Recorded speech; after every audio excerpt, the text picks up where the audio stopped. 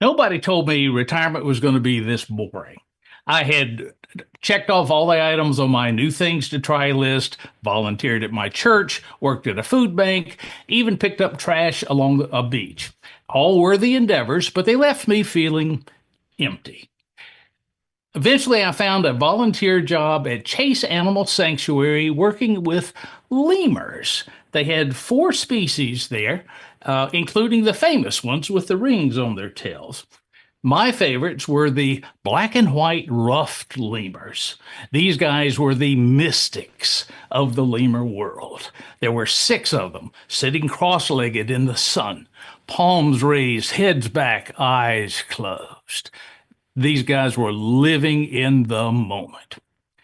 Now, the work was primarily scooping poop and chopping fruit, but I soon learned there was another side to it.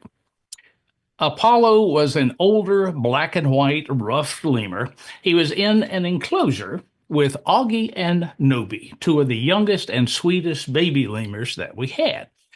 I was working on the inside part of their enclosure. The babies were literally hanging off of me when Apollo came in. And I had a piece of banana, so I slowly offered it to him.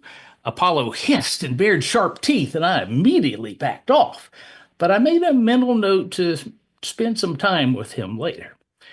That afternoon, I got some fruit in a bowl and went back to Apollo's enclosure. The babies joined me at once, but Apollo stayed inside and completely out of sight. I tried to dole that fruit out slowly, but it was long gone before Apollo finally came out. He was on a platform about 20 feet away from me. And Apollo watched for a while. And then he got down on ground level and watched some more.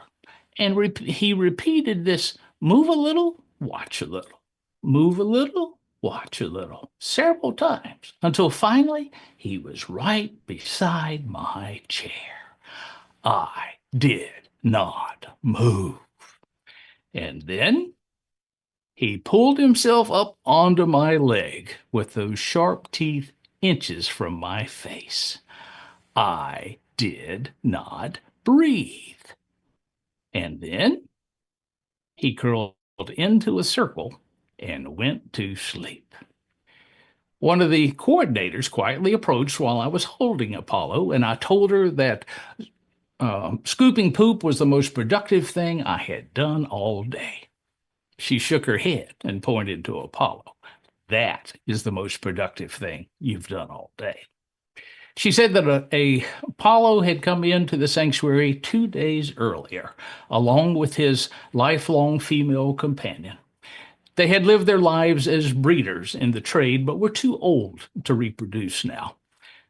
Apollo's companion was showing signs of infection and was immediately quarantined and later transferred to a veterinarian.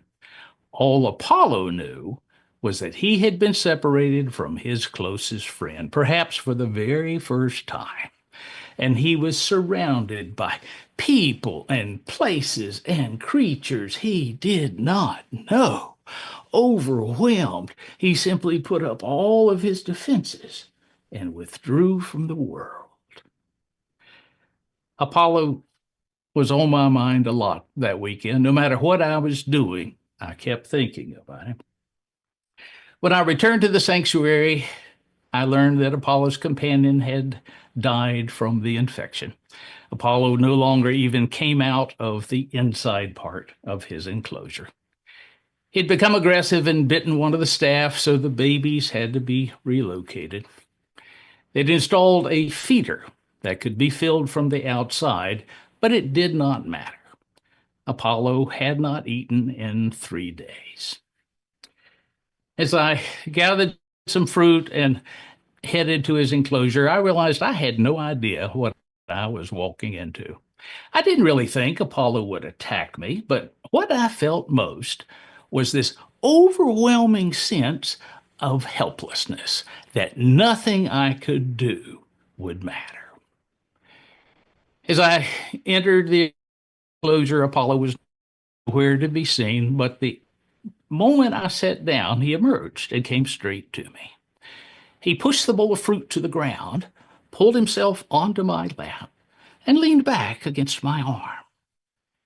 With one hand, he reached up and began to rub the side of my face, softly, gently, until finally I realized that from somewhere deep in his own sorrow, Apollo was trying to comfort me. I picked up a piece of banana, and Apollo examined it as if he'd never seen a banana before. He leaned forward and looked back into my eyes. And then this magnificent, ancient mystic began to eat, and my heart was full.